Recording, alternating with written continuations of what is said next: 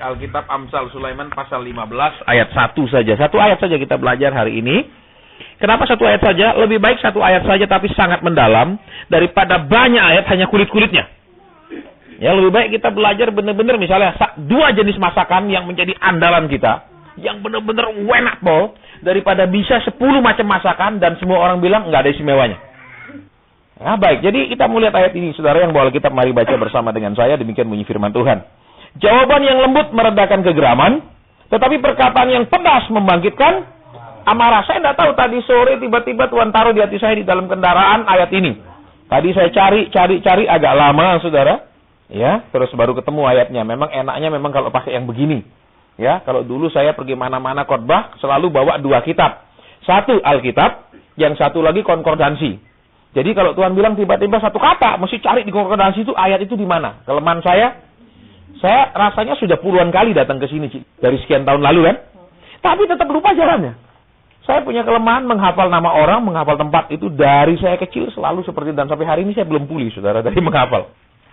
Ya, jadi ya sudahlah, saya tidak kecewa, saudara, diberikan tidak bisa mengingat tempat dan orang, tidak apa-apa, saudara ya. Yang penting ingat firman Tuhan aja. Dengarkan firman Tuhan tadi. Jawaban yang lemah lembut meredakan. Kita mau perhatikan di sini jawaban yang lemah lembut, saudara. Kalau bahasa Inggrisnya katakan jawaban yang lembut, soft answer. Saya buka. Nah, kelemah lembutan itu selalu berhubungan dengan buah roh. Karena salah satunya adalah lemah lembut. Kenapa kelemah lembutan dibutuhkan? Ya, saudara tahu Alkitab katakan Yesus itu lemah lembut. Lihatlah rajamu datang, dia mengendarai seekor keledai. Kemudian ada kata dia lemah lembut, saudara. Padahal Yesus juga keras kan? Di bait Allah dia nggak lemah lembut. Dia nggak bilang sama pedagang merpati dan itu pemeja penukar uang, dia bilang apa? Pindah jualan ya, ini peringatan 1. Dia nggak bilang begitu. Dia masuk kemudian dia bongkar balikan itu meja-meja, ya kan? Jadi nggak pakai peringatan 1, 2, 3. Kalau diperhatikan Yesus lemah lembut. Ada sisi dia tegas. Yesus juga bisa tegas, juga bisa lemah lembut. Kan di dalam pribadi Yesus, Alkitab catat ada 2 pribadi yang seperti bertolak belakang, yaitu dia domba Allah, tetapi dia juga singa ya. Jadi saudara perhatikan, singa sama domba beda luar biasa, amin. Domba makan rumput, singa tidak bisa makan rumput. Selapar apapun singa tidak akan pernah makan rumput, makanannya daging. Nah, kalau saudara punya siaran langganan Indovision, saudara bisa lihat di Discovery Channel, National Geographic, kemudian Animal Planet, tentang itu dia tidak bisa makan rumput, saudara. Kalau domba nggak bisa makan daging. Nah, kan Yesus 2 pribadi, domba Allah dan singa. Jadi saudara, di dalam setiap orang Kristen mesti ada 2 pribadi itu. Nah, sayangnya kita seringkali punya satu kepribadian dan sangat kurang di kepribadian yang lain. Contohnya, ada orang yang sangat lemah lembut sehingga ditipu melulu, dibohongi melulu. Kenapa? Gampang percaya orang, ya toh? Begitu sabarnya mungkin sampai suaminya atau istrinya jengkel sekali saking sabarnya. Pernah enggak ada yang ngalami begitu? Nah, yang kedua, saudara, ada mungkin yang punya karakter singa, saudara. Semua dihadapi dengan keras, semua dihadapi dengan tegas, semua dihadapi dengan maaf kata, bahkan cenderung kasar. Kenapa kepribadian lemah lembut itu diperlukan, saudara? Lemah lembut bukanlah orang berarti lemah lembut itu jalannya lembeng, ya laki jalan seperti perempuan. Bukan. Ya, kemudian kalau ngomong juga lembut sekali seperti perempuan. Ngomong yang seperti orang serak, kehilangan suara. Bukan, saudara. Ya, tapi kalau saudara dan saya perhatikan, di sini intinya apa sebuah kelemah lembutan? Lihat, jawaban yang lemah. Nah, sekarang misalnya saudara, ketika saudara yang sudah menikah, kalau telat pulang misalnya tiba-tiba istrinya ngomong, "Pak, kamu dari mana?" Misalnya udah jengkel nih jam 12 malam, ya ditelepon HP nggak nyambung-nyambung misalnya, ya kan? Terus otomatis banyak pikiran kemana. Misalnya apalagi latar belakangnya dulu mantan jagoan clubbing, ya. Ya pokok yang dunia klub-klip. Nah, sudah bertobat tapi misalnya pulang telat. Istrinya akan tanya, ya kan? Tanyanya, "Kemana kamu?" Nah, kalau merasa tidak bikin dosa, jawabannya bisa emosi, betul? Kalaupun juga berbuat dosa, bisa emosi. Supaya kenapa? Tidak tanya lagi. Loh, seringkali laki-laki nek sudah pegel supaya istri tidak banyak tanya, bukan diacuhkan, tapi dijawab dengan keras, betul? Supaya kenapa? Lu jangan tanya lagi ya, aku marah sekali, betul? Lagi-lagi? Ada. Nah, sekarang saudara dan saya, jawaban yang lemah meredakan, berarti orang yang nanya emosi, geram. Terus harus dijawab dengan lembut lah. Jujur aja saudara, Nih orang emosi, kita seringkali juga terpancing emosi, amin. Bahkan orang nanyanya lembut pun kita bisa emosi. Contoh misalnya istrinya bilang, Pak, kemarin di kantongmu 1 juta, sekarang sisa gopek. Misal gitu kan. Ya dong, suami mandi dilihatin sih dompetnya ada, saudara. Ya, saya berharap di sini tidak ada, amin. Pokoknya, oh Tuhanku percaya. Begitu loh, saudara. Walaupun dia mungkin tidak layak dipercaya, dengan dipercaya, dia akan tergerak untuk bersikap menjadi orang yang bisa dipercaya. Ya, salah satu memotivasi orang dengan cara seperti itu.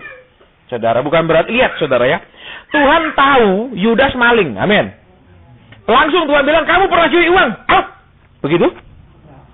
Padahal Alkitab katakan, Yudas dia sering mencuri uang yang dipercayakan kepadanya. Sering.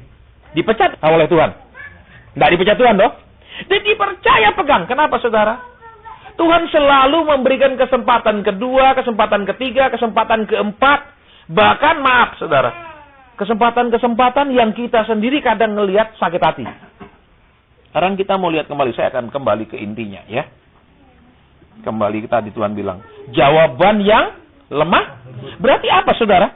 Senang nggak senang saudara dan saya di dalam pernikahan, di dalam hubungan dengan orang, di dalam pekerjaan, ya di dalam tugas, akan bertemu dengan orang-orang yang akan bertanya kepada kita dengan kemarahan. Contoh, kalau kita jadi bawahannya orang, kerja nggak beres menurut dia, dia akan tanya mungkin nadanya enak, betul? Contohnya, kamu sudah kepingin terima 3 kali gaji enggak? Nah, maksudnya lembut gitu apa kalau dia tanya? Maksudnya kamu kepingin dipecat enggak? Betul? Di dalam hubungan suami istri pun, coba saya mau tanya, ada enggak istri yang enggak pernah marah sama suaminya? Tolong angkat tangan. Cinta terus, pokoknya apapun yang kau perbuat itu baik di mataku. Ada? Angkat tangan. Ada? Kalau kita nyanyi kan, ada lagunya, betul? Ada tuh lagunya yang judulnya apa? Pokoknya apapun yang kau buat itu baik bagiku. Ku percaya. Saya lupa nadanya gimana itu. Ya, yang punya karunia nyembah apa itu saya pasti hafal. Kalau saya enggak hafal karena bukan karunia saya. Kadang-kadang saya pun iri lihat orang bisa main musik, saya nggak bisa main musik. Jawaban yang lemah lembut berarti apa saudara? Di dalam hubungan suami istri pun kadang ada istri nanya ke suami dengan nada geram. Ada istri yang nanya ke suami nada geram, suami nanya ke istri nada geram. Ya dong. Ataupun pertama nadanya enak karena balasannya enggak enak, ditanya balik enggak enak. Tapi Tuhan ajar kita, saudara, jawaban yang lemah lembut meredakan Nah, sekarang, lihat. Kenapa Tuhan mengajar kita harus menjawab dengan lembut? Pertanyaannya kan di situ. Lah, nek kasar lawan kasar, enak dong? Saudara, perhatikan dulu begini. Saya sering kan dalam konseling-konseling rumah tangga, Tuhan bilang apa? Kamu ngalah. Banyak orang bilang, lah, saya sudah sekian tahun ngalah, kurang apa lagi? Satu anak Tuhan, saudara, bahkan dia melayani Tuhan di salah satu kota, itu pernah mau cerai. Benar-benar suami sudah minggat, ya, rumah dijual, harta sudah bagi.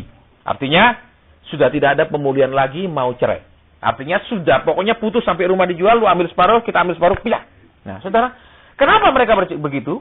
Karena suaminya cuma bilang gini, aku kepingin kamu berubah. Istri jawab apa? Apalagi yang aku harus rubah? Apalagi? Jawaban yang lemah lembut, jawaban yang apa?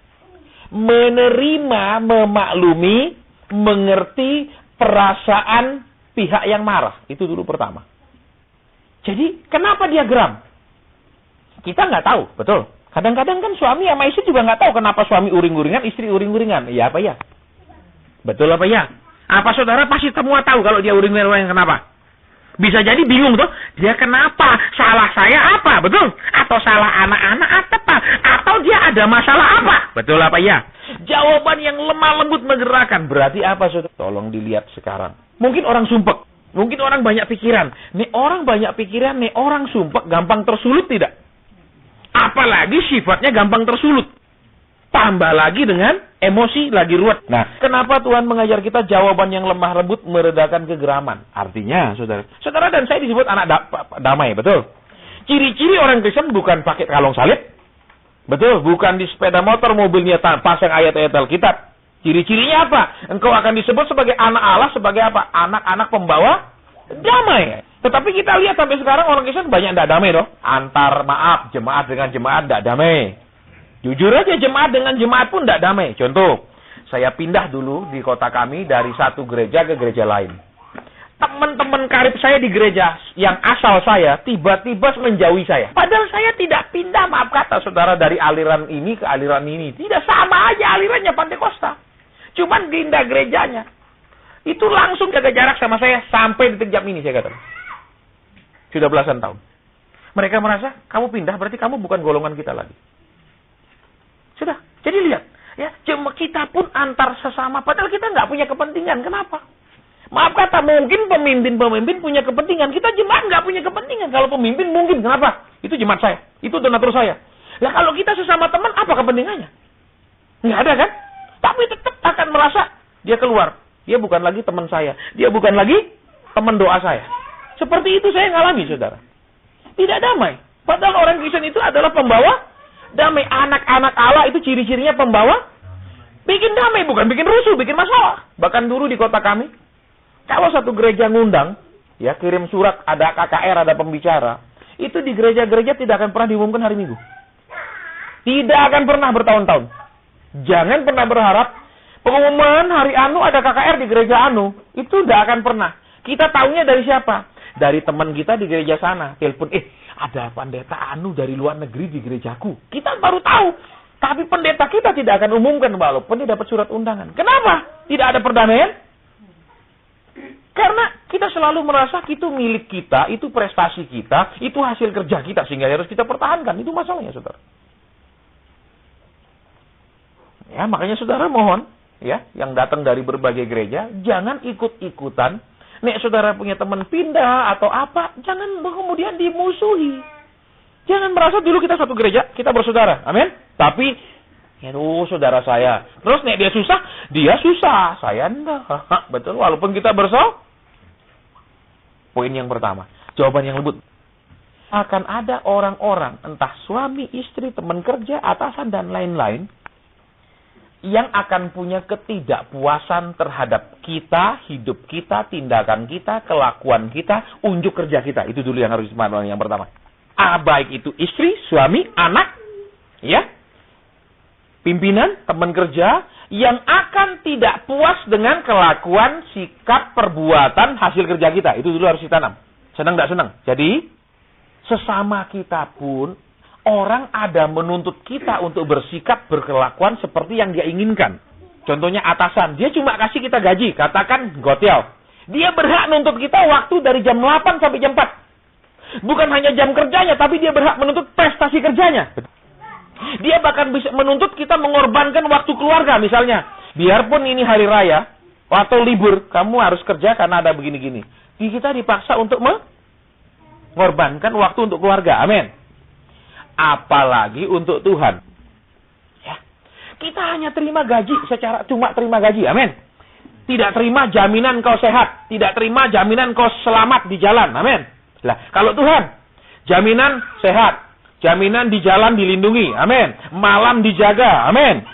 Loh, jaminannya banyak mana dengan bos yang kasih gaji tok? Justru yang lebih banyak memberi, lebih banyak tidak dituruti. Amin.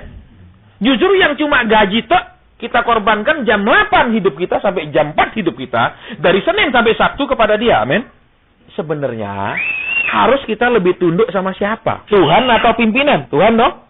Tapi jujur, saudara, lebih banyak orang bisa tunduk sama pimpinan dengan jam kerja, prestasi kerja, daripada jam kerja dalam arti jam doa, jam baca firman, ya toh, jam ibadah dengan Tuhan. Amin.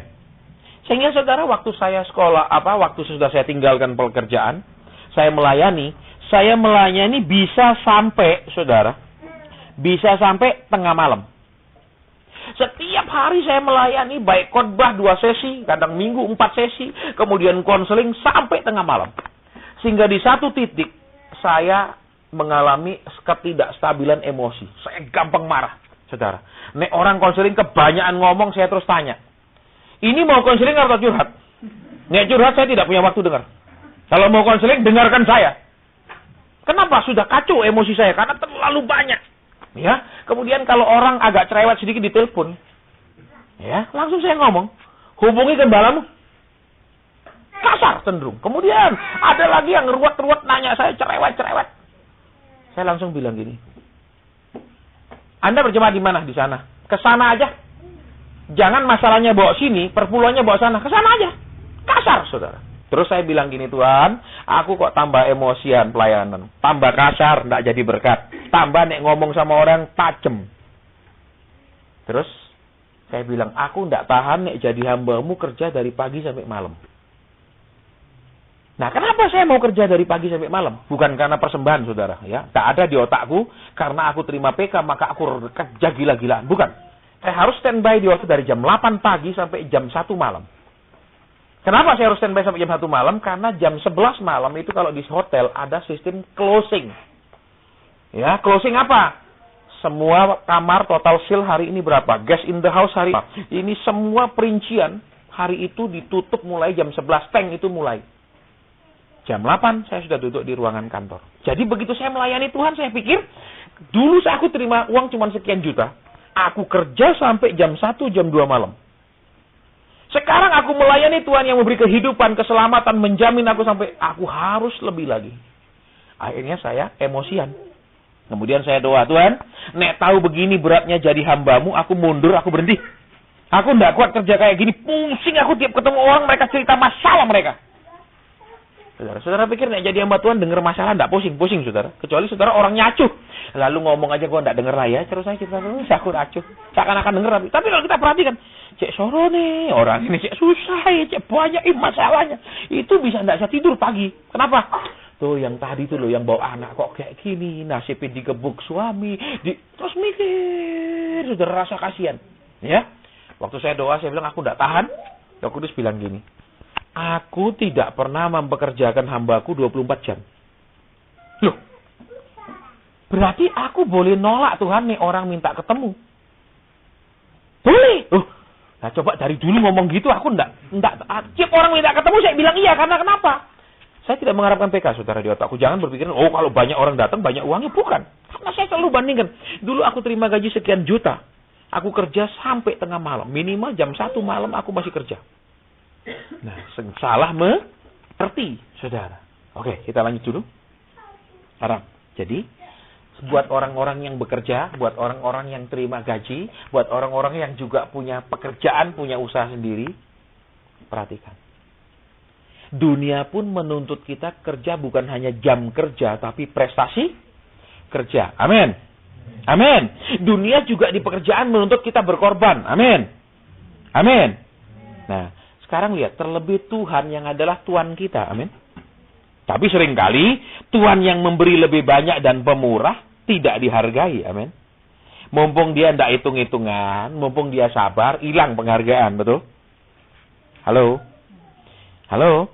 Jadi apa? Saking kita cuma ngatur waktu. Yang penting saya sudah di gereja, dengar firman 2 jam. Amin. Gloria, haleluya. Suruh nyanyi-nyanyi. Tepuk tangan. Suruh persembahan. Amin. Tetapi gereja di dalam gereja mengajar saudara dan saya apa yang kita harus lakukan di luar. Amin. Amin. Loh, bukan hanya umpa-umpaan tentang di dalam. Bahwa apa? Kita ada proyek bangun gedung baru. Ayo nyumbang. Kita ada proyek bantu anak yatim. Ayo nyumbang. Bukan hanya itu kan. Kita diajar pengajaran bagaimana menghadapi kehidupan di luar kan. Bukan di dalam. Tapi seringkali kita hanya ingin mendengar di dalam bahwa hidup di luar aman, nyaman. Yang itu dijanjikan. Saudara, orang Kristen harus sadar, Yesus yang hidup begitu kudus pun sejak dari lahirnya tidak pernah berbuat dosa. Dia pun punya banyak masalah. Betul. Menyembuhkan orang hari Sabat, dianiaya, dituduh, mau dibunuh, dan lain-lain. Betul. Punya lebih banyak murid, diiri sama orang Farisi Saduki. Betul. Loh, banyak tuh masalahnya Yesus. Lah, hidup begitu kudus pun punya masalah. Apalagi hidup setengah-setengah. Kadang kudus, kadang enggak. Oke, berarti sekarang lihat. Jawaban yang lemah lembut meredakan kegeraman. Berarti tadi kembali poin yang satu lagi. Dalam hubungan suami, karena di sini banyak hubungan suami istri. Dalam hubungan anak dengan bapak. Kadang akan ada pertanyaan yang mengandung kemarahan. Contoh, masa baru tanggal 15 uang sudah habis? Bisa toh geram. Tanyanya dengan marah. Amin. Atau istri balik. Masa untuk sebulan cuma segini? Marah, geram. Halo, saya ulang lagi. Senang tidak senang saudara dan saya akan mengalami pertanyaan yang mengandung kemarahan. Semua yang sudah suami istri pernah toh ngalami istri nanya dengan marah, suami nanya dengan marah? Iya apa enggak? Sangat sering. Terus dijawab dengan marah juga. Amin. Nek aku ngalah terus, keenaan kamu. Betul, kamu lego, aku sesek. Mending kita tarung. Siapa yang sesek nih orang tua tarung? Anak-anak sesek. Yang pernah jadi anak-anak, tolong angkat tangan. Yang pernah lihat orang tuanya bertengkar, tolong angkat tangan. Loh, semua tidak pernah lihat orang tuanya bertengkar. Semua orang tua damai sejahtera, betul? Tidak pernah tengkar, ya tuh selalu gandengan, duduk mesra, betul? Loh, saya tanya sih, yang pernah dengar lihat orang tua bertengkar, angkat tangan. Waktu orang tua bertengkar, damai hati kita enggak? Walaupun kita enggak ikut-ikutan. Hancur. Ketika mereka terus bertengkar, ini enggak karu-karuan tuh rasanya. Dan pasti ada kemarahan. Ya atau tidak? Padahal kita enggak ikut mereka, tapi mereka marah-marah. Kita kemudian timbul kemarahan. Bisa salah satu di antara mereka atau dua-duanya. Atau, wis saking marahi Pak, wis enggak bisa marah lagi, sudah kehabisan. Misalnya, itu mati rasa, betul? Uratnya sudah putus, saraf-sarafnya jadi sudah aneh. Nah, Tuhan mau membawa kita malam ini. Sebaik apapun kita sebagai suami mungkin. Sebaik apapun kita sebagai istri mungkin. Sebagai anak, sebagai orang tua. Bisa tetap ada pertanyaan-pertanyaan yang datang dari kemarahan ketidakpuasan. Halo, misalnya. Pak, kok papa tidak bisa sekolah sama aku? Misalnya. Ya, orang lain bisa. Anaknya situ bisa. Misalnya, papa ya suruh aku pakai HP zaman hitam putih. Misalnya gitu. Orang lain wis semua warna-warni. Marah dong. Dan Alkitab katakan, saudara tolong lihat di sini. Ya. Kuncinya menjawab bukan bilang, lah, nek kamu kepingin ya doa sih, minta sama Tuhan sendiri. Begitu toh jawabannya. Papa juga dulu minta sama Tuhan. Misalnya celaka anaknya, betul. Kasihan anak yang sedikit-dikit orang tuanya suruh minta sama Tuhan. Amin. Percuma dia punya bapak jasmani. Iya dong. Tapi jujur saya mau bilang, sebagai orang tua kadang ada permintaan yang memang tidak bisa kita berikan karena tidak mampu. Ada juga yang tidak bisa kita berikan karena memang kita tidak mau. Dia bikin pegel terus, dia minta, langsung kita kasih nggak? Bersyarat, nek lu berubah, kasih. Amin. Tapi ada juga yang kita tidak mampu kan? Saudara dan saya pernah ditanya dengan marah. Amin. Dan saudara dan saya pun pernah bertanya dengan marah, bahkan kepada Tuhan. Ya apa enggak? Tuhan, ini kan tidak mari-mari, wis 5 tahun. Amin. Tuhan bilang, nak, kamu wis ngitung 5 tahun. Sudah Tuhan. Lah apa kamu pikir aku lali wis 5 tahun? Ya aku percaya engkau tidak lupa. Tapi engkau tidak melakukan apapun. Amin. Loh ya apa enggak? Pernah enggak ngalami kayak gitu? Pernah semua toh. Kalau bagian luar kita, kebutuhan luar kita, kebutuhan yang hanya jiwani, dan kebutuhan ragawi itu yang tidak beres, maka Tuhan sedang memperbaiki, menumbuhkan manusia batiniah di dalam. Manusia rohani. Kenapa? Jujur aja, saudara. Saudara dan saya, tidak Kristen pun, tidak makan firman pun bisa menjadi tumbuh dewasa secara fisik. Amin. Amin. Tetapi kalau sudah secara roh tidak makan, itu pertumbuhan rohaninya seperti anak-anak. Anak-anak gampang ngambek, gampang putus asa. Ngambek, bertengkar dikit, mah aku tak mau ke rumahnya dia lagi. Betul. Terus kasih minum obat, nek pahit, percaya tidak akan dimakan. Betul. Nek racun, manis, gampang. Loh anak-anak toh masih hidup dengan perasaan. Betul. Sekalipun ini kamu batuk, nah ini obat apa racikan dokter. Ini spesialis anak yang kasih minum. Begitu cicip, dia pahit, muntah. Jadi apa? Anak-anak hidup dari rasa, bukan mengerti ini berguna atau tidak. Berarti apa? Tuhan rasanya kayak mau mati. Tuhan bilang apa? Ya itu memang rasanya mau mati, tapi itu berguna untuk mematikan manusia lamamu. Loh. Jadi tidak boleh hidup dari perah. Rasanya wis Tuhan, aku tok paling sengsara. Aku tok. Tuhan bilang, nah, kalau aku punya rencana besar dalam hidupmu, maka didikanku akan berbeda dari yang lain. Jadi semakin kita dididik bukan karena Tuhan benci, keras sama kita, dan lembut sama orang lain. Tetapi karena Tuhan punya rencana yang lebih tinggi dalam hidup kita dari orang lain. Yusuf punya saudara berapa orang? Laki. 11 lagi. Sama dia, betul? 11 toh semua total. Nah, walaupun ada perempuan Dina dan lain-lain ya. Oke, 11 jadi 12 anaknya. Tapi lihat, kenapa saudara yang lain tidak ada didikan seperti Yusuf?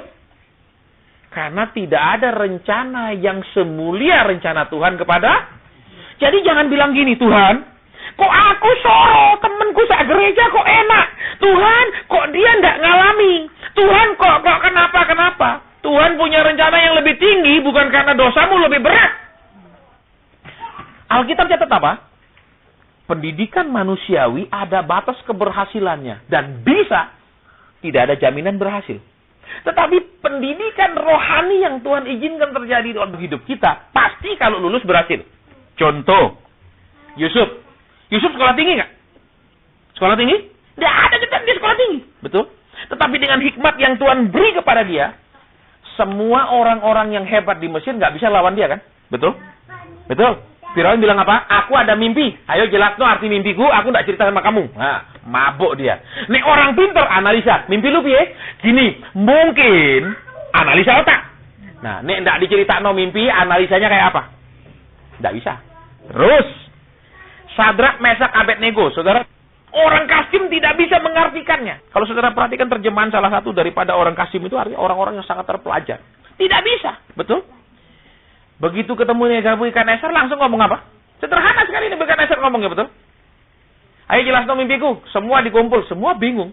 Permintaan ini tidak pernah seorang raja sebagaimanapun mulianya minta.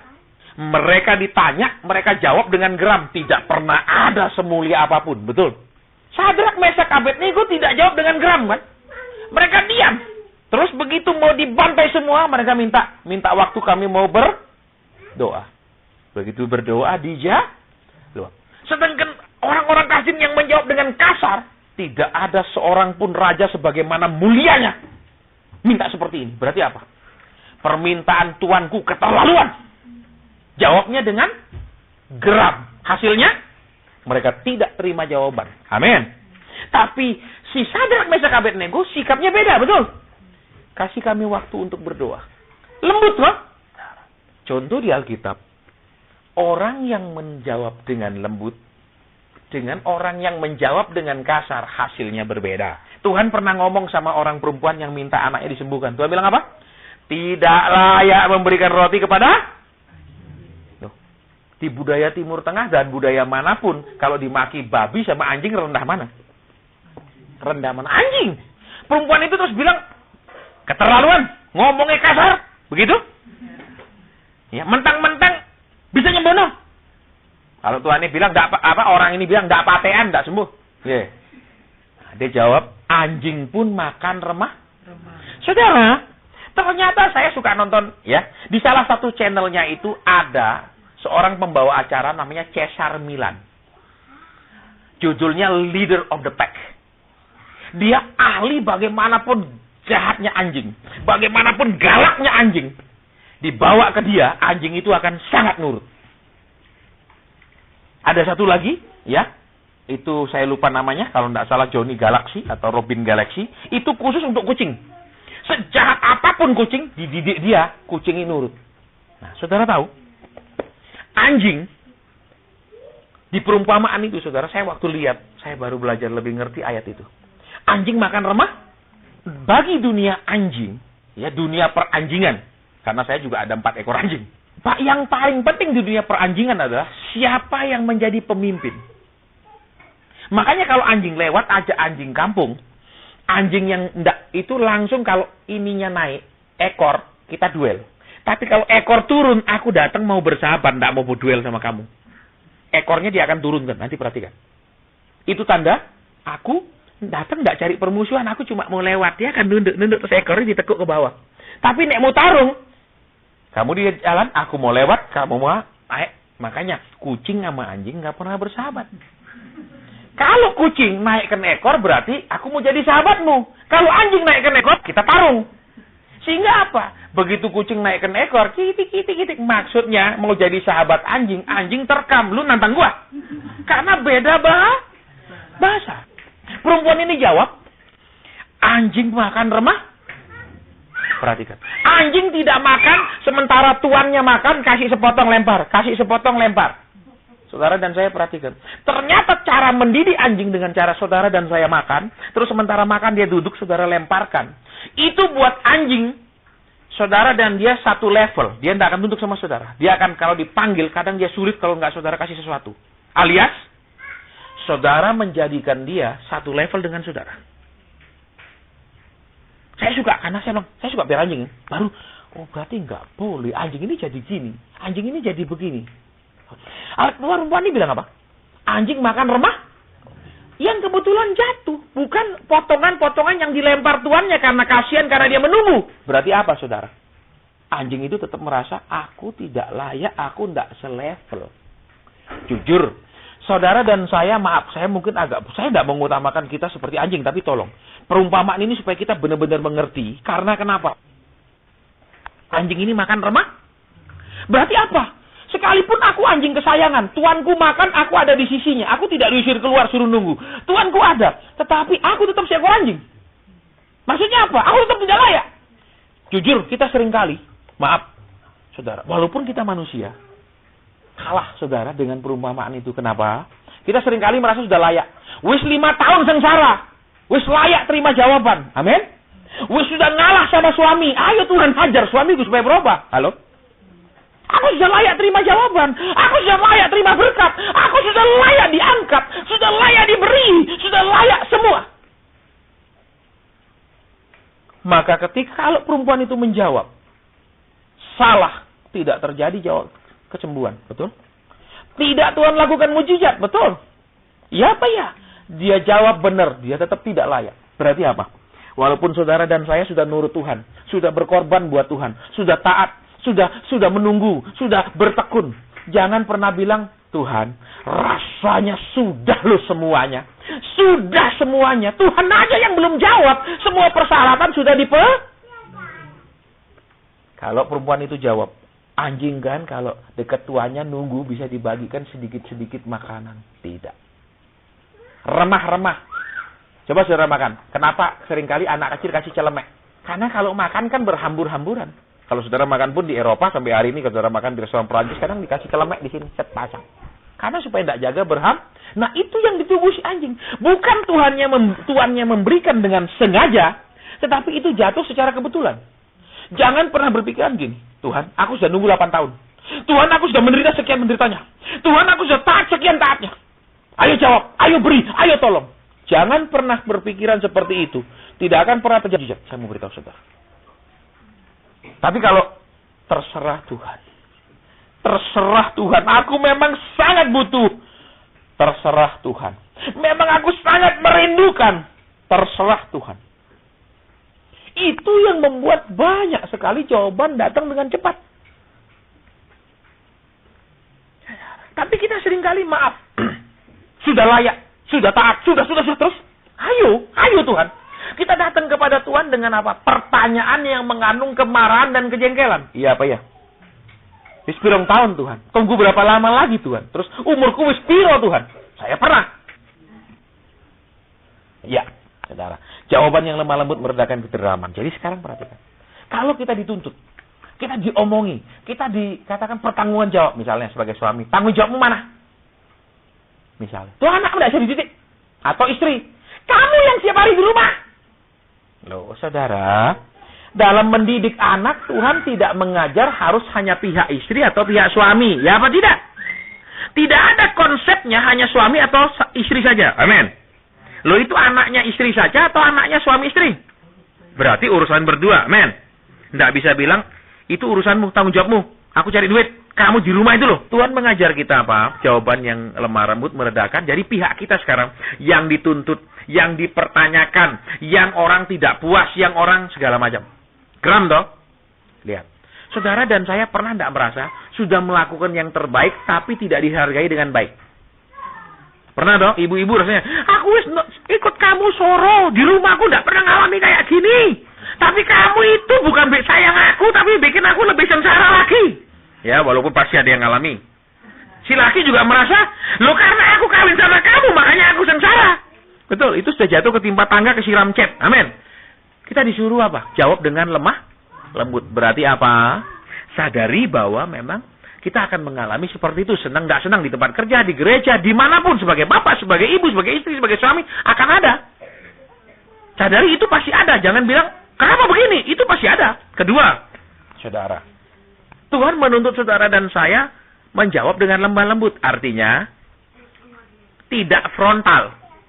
Tidak yang tadi sudah lelah, sudah misalnya sudah masak, ya toh, tiba-tiba dicicip, kok rasanya gini? Kecewa enggak?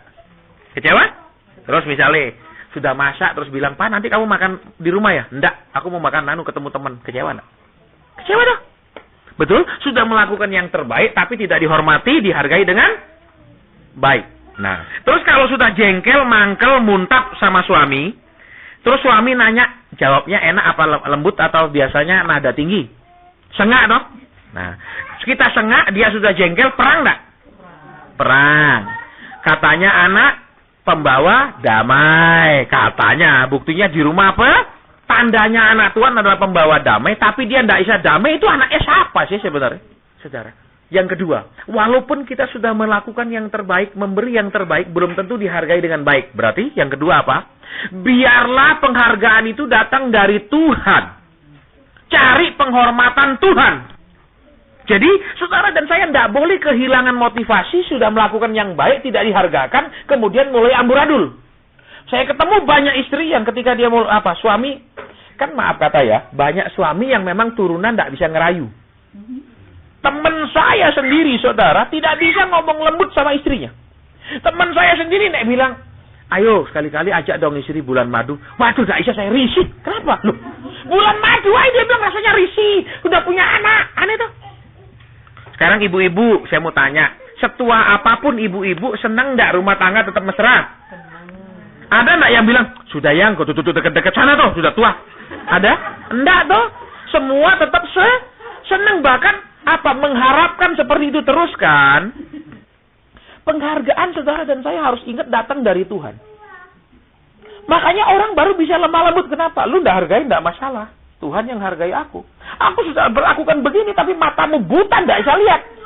Ya sudah, aku tetap berharap sama Tuhan. Aku tetap ngurusi anak-anak. Aku tetap ngurusi rumah.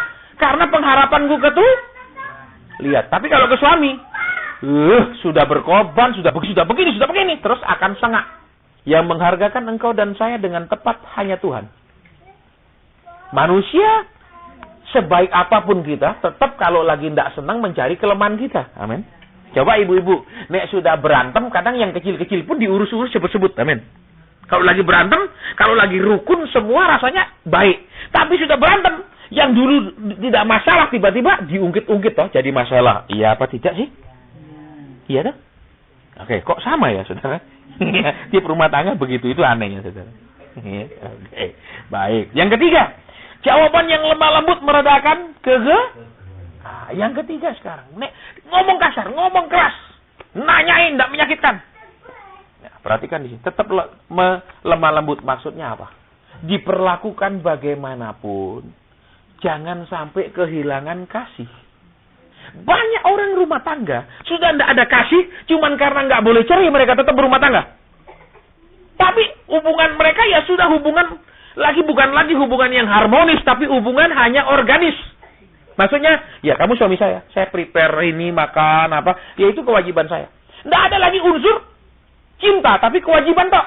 Suami pun begitu, ya ini uang nih, karena kamu istri. Tapi bukan cinta nih loh yang uang. Ya kamu bisa pakai, ya toh misalnya gaji 5 juta, nih 4 juta setengah, 500 di kantongku. Enggak toh, tapi kalau ini gaji 5 juta, nih 500, 4 setengah di kantongku.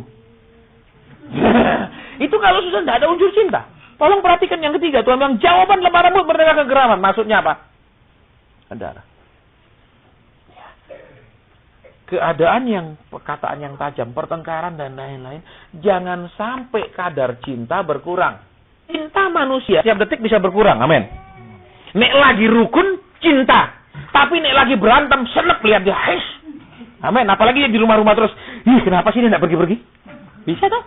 Nek kadang suami pergi 2-3 hari tidur sendiri, kangen, tidak bisa tidur. Tapi nek lagi jengkel, dia ada di sebelah, justru tidak bisa tidur juga. Tuh, iya enggak? Atau pura-pura tidur kan? Kalau sudah tidak mau ngomong, pura-pura tidur. Amin, ibu-ibu. Iya, langsung balik. Dan selalu nek tidur, memberikan punggungnya. Kalau lagi berantem kan begitu, ibu-ibu. Ada enggak ibu lagi berantem? Sini yang aku lihat wajahmu. Enggak mungkin. Langsung balik ada ke sana, betul? Saya heran nih ibu-ibu. Maksud senyum-senyum gini, iya apa enggak sih? Lagi senep nggak mau pandang dia, nggak mau dipandang dia. Nah, tapi nek lagi sayang, wah pandang dia sampai pagi, betul? Nggak bisa tidur. Betapa beruntungnya aku, amin. Tapi kalau udah berantem, malangnya nasibku. Tuhan, mengapa kau kabulkan dulu doaku untuk menikah sama dia? Loh. Cintamu dan cinta saya sangat terbatas, walaupun sangat cinta, makanya menikah. Amin. Bahkan mungkin saudara dan saya menikahi orang yang saudara dan saya paling cintai. Tapi bisa naik turun toh kadarnya. Sebentar 24, sebentar 6 karat. Betul? Sebentar 20. Tergantung, semua situasional.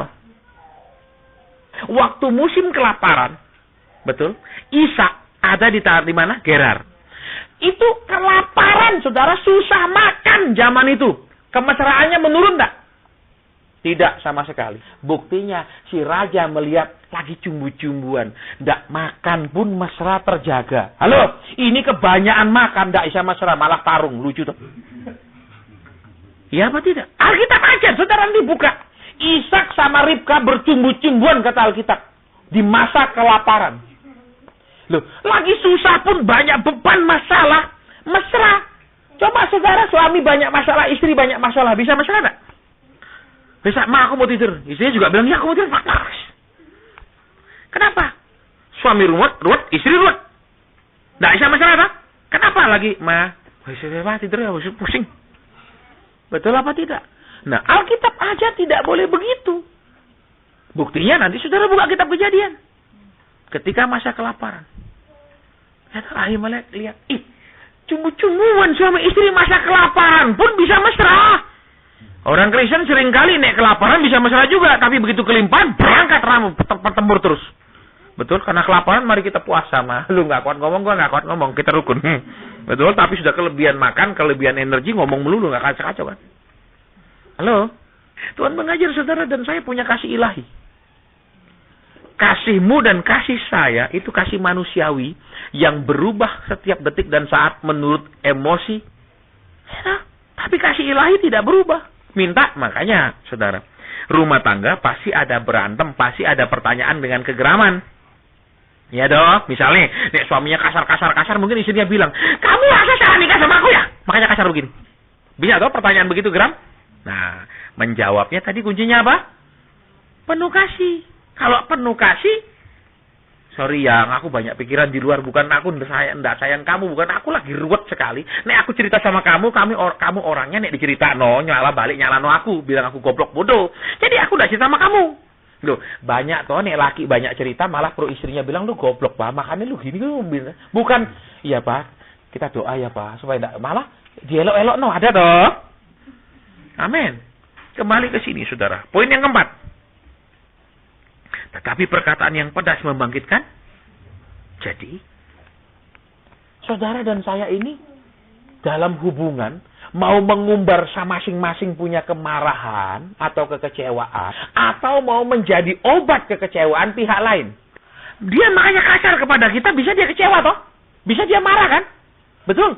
Kita terus umbar juga marahnya kita. Ini maunya jadi untuk menjadi kasari jadi talenan. Saudara tahu talenan? Itu loh, chopping board, bahasa Inggrisnya. Chopping board itu apa? Tempat orang motong sayur, motong ikan, itu kan ada papan tuh. Betul. Nek ngiris ya papane kena. Betul, nek nyincang papane kena. Amin. Motong ya papan itu juga kena.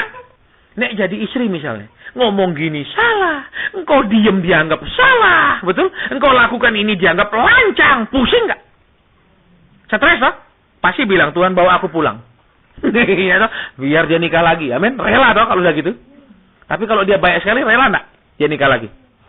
Tidak. Panjangkan umurku ya Tuhan. Amin. Tapi kalau udah putus asa, pulang Tuhan, pulang. Tuhan bilang, nak, malaikat masih sibuk, belum bisa nyabut kamu. Amin. Ya toh? Baik, oke. Jadi yang poin berapa tadi? 4. Hubungan saudara dengan istri, hubungan dengan anak, dan hubungan apa itu untuk mengumbar marah dan kecewa terhadap keadaan dan lain-lain, atau untuk menyembuhkan. Mungkin saudara kecewa sama orang tua dulu, terus punya anak, bikin kecewa. Lah kecewanya double dong. Betul? Dari orang tua kecewa, punya anak, dibikin kecewa. Terus ngumbar marah. Diamuk, dimarah, dimaki, apa? Karena kita kecewa sama orang tua kita. Kita bisa bersikap kasar kepada anak kita. Pasti ada di sini yang pernah ngalami tidak salah tapi disalahkan. Saya pernah. Mama saya kan orang tuanya pisah, cerai. Karena engkong saya tukang kawin. Karena dia kepahitan. Kami sedikit salah, itu sengsara sudah di tangan dia. Mama saya kerasnya minta ampun. Dan kalau salah, sulit mengampuni anak. Salah, ini bibir pasti bengkak. Kenapa? Cabai digosokno semua sampai door. Saudara, saya ngalami. Salah kecil-kecil, hajarannya dahsyat. Kenapa? Dia kecewa orang tuanya bercerai. Salah kami sedikit, hajar. Terus, karena saya diperlakukan seperti begitu, dikepuk, dihajar, saya tumbuh menjadi orang yang juga sangat keras.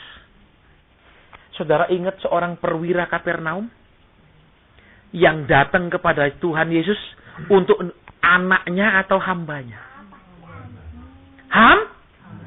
Perwira itu perwira Romawi, saudara. Saya pernah pergi Roma. Di Roma itu ada didikan gladiator. Dari 100 orang gladiator, harapan hidup mereka cuma 2 orang hidup. Hanya 2. 98 akan mati dalam pertarungan. Mereka dididik bunuh atau dibunuh. Membunuh atau bunuh. Tidak ada tengah-tengah, hanya melukai.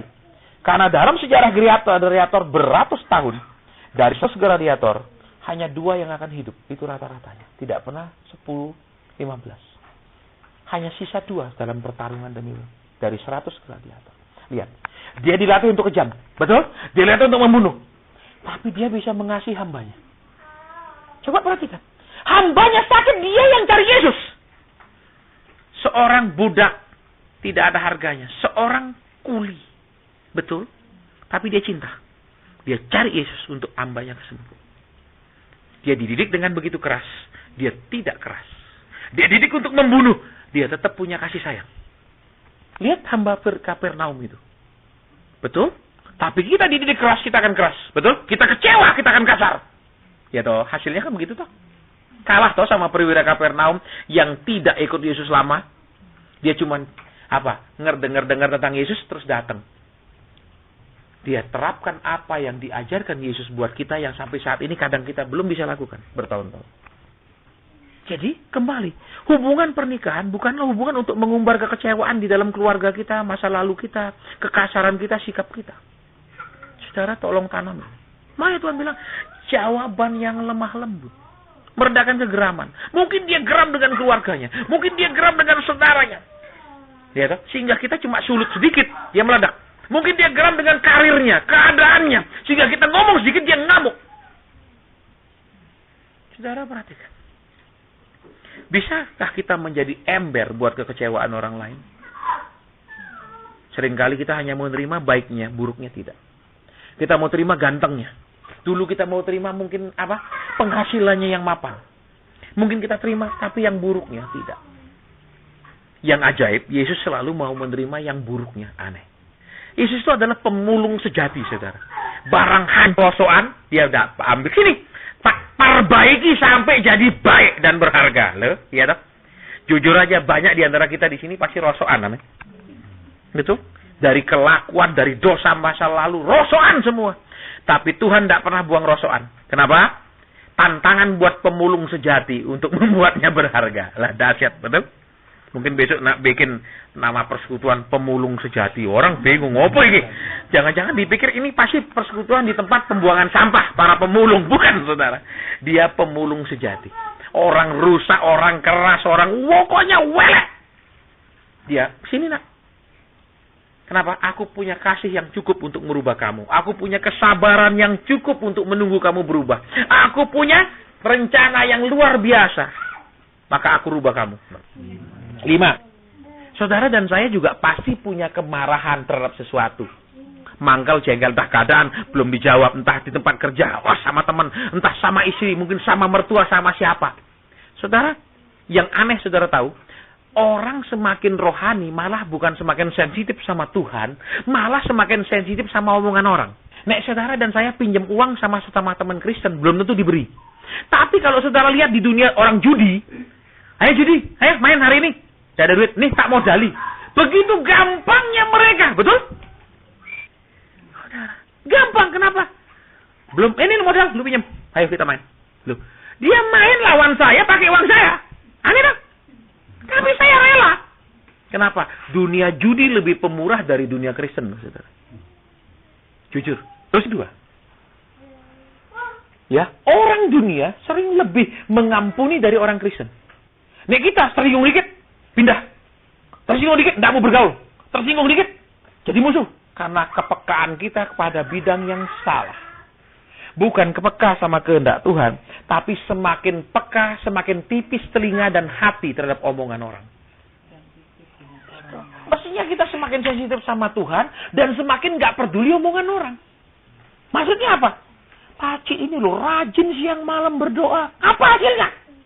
Terus Tuhan, bener. Tuhan loh. Itu peka yang salah mestinya. Kamu memang tidak lihat secara jasmani hasilnya. Tapi aku tahu aku semakin berubah. Saudara, nanti sesudah perubahan pada tahap tertentu, maka baru Tuhan tunjukkan ini loh, aku sudah proses anakku, ditampilkan. Masa baru belajar main bulu tangkis sak bulan, ditampilkan kemana-mana. Lawan orang yang sudah latihan bulu tangkis 3 tahun, keok. Betul. Dilatih sih, disimpan nama Tuhan dulu, dilatih. Udah itu, nih. Nah, mulai Lah, banyak orang ingin ditampilkan, banyak orang ingin dipromosikan Tuhan, banyak orang ingin dirubah nasibnya oleh Tuhan, dididik Tuhannya, maunya serba kilat, cepat. Halo. Begitu dibawa pertandingan, bikin malu. Saudara, contohnya, iblis itu tidak usah ganggu kita, saudara. Kita pasti jatuh, jujur aja. Dibikin hidup ini mulus, nggak ada tantangan. Apa yang mau didoain? Betul? Pasti Tuhan, terima kasih, aku mau tidur. Blah. Tapi coba ada masalah. Tuhan, ku datang, Tuhan. Betul? Nyanyi lagi, lagu-lagu ku percaya, oh Tuhan. Nyanyi lagi. Betul? Loh, iblis itu paling gampang bikin orang Kristen jatuh kok. Kasih hidupnya mulus, percayalah Tuhan akan dilupakan. Psikologi agama selalu mengatakan, orang semakin susah akan lebih religius. Seluruh agama apapun di bumi. Makanya kembali lagi ke sini dulu. Yuk kita lihat. Jawaban yang lemah. Sekarang perhatikan.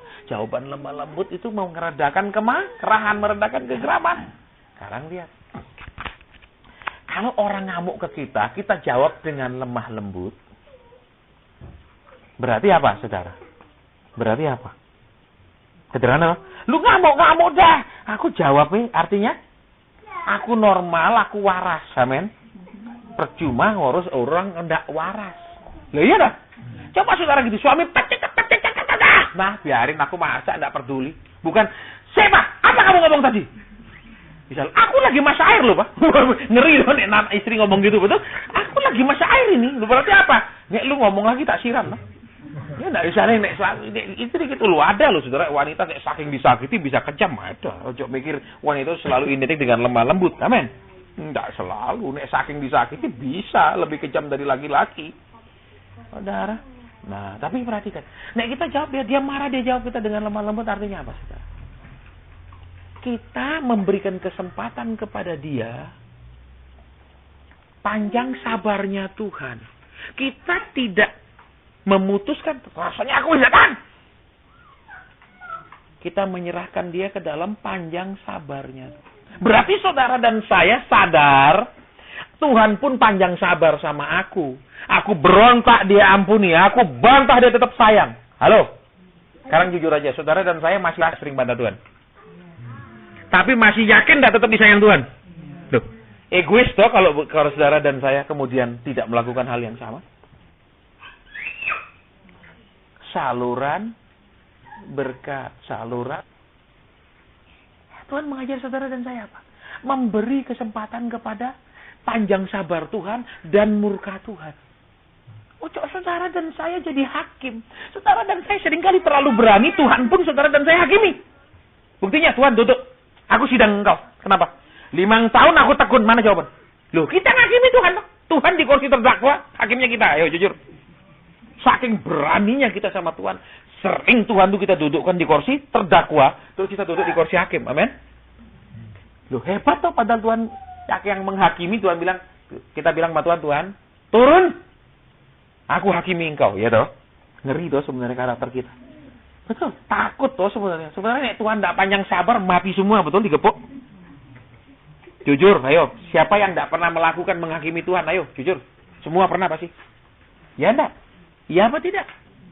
Bahkan di dalam rumah tangga pun orang yang kita katakan kita sangat kasihi, belum tentu sangat kita kasihi. Saya nggak tahu kenapa Tuhan hari ini suruh saya khotbah seperti ini, saudara. Ya saya tidak tahu. Jadi kalau saudara emosi sama istri, saudara emosi sama suami, saudara mau membatasi panjang sabar Tuhan dalam hidup dia. Cukup Tuhan, aku sudah sabar. Berarti Tuhan melok atau tidak sabar? Gebuk Tuhan. Nah, saudara tidak mengerti panjang sabar Tuhan. Tapi saudara dan saya selalu minta buat diri kita, tapi bukan untuk orang lain. Terus, saudara dan saya selalu lihat di sini, tidak mengerti waktu pembalasan Tuhan. Saudara dan saya selalu minta pembalasan lebih cepat.